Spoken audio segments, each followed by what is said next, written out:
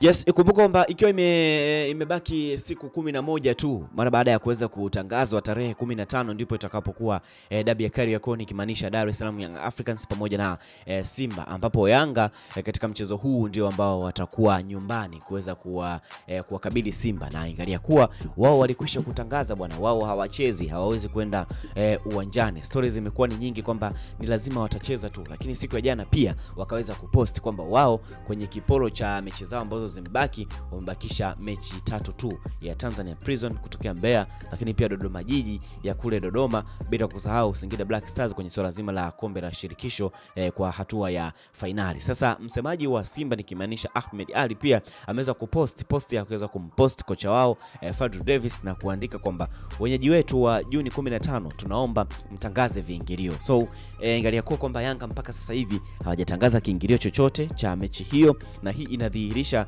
ule msimamo wao wa kusema kwamba hawachezi, kwa sababu ilitakiwa kwamba viingilio vio vimekwisha kutangaza kwa sasa hivi, kwa sababu kila mmoja anatamani kuweza kusubiria mechi hii ili iweze kuwa bora kabisa, lakini pia dabi iweze kuchezeka. Lakini katika page ya Simba wao waliweza kuandika na kuweza kupost picha kuonyesha kwamba wao wamebakiwa na mechi 3, kwamba Yanga wao mechi za ligi wamebakiza 2, and then mechi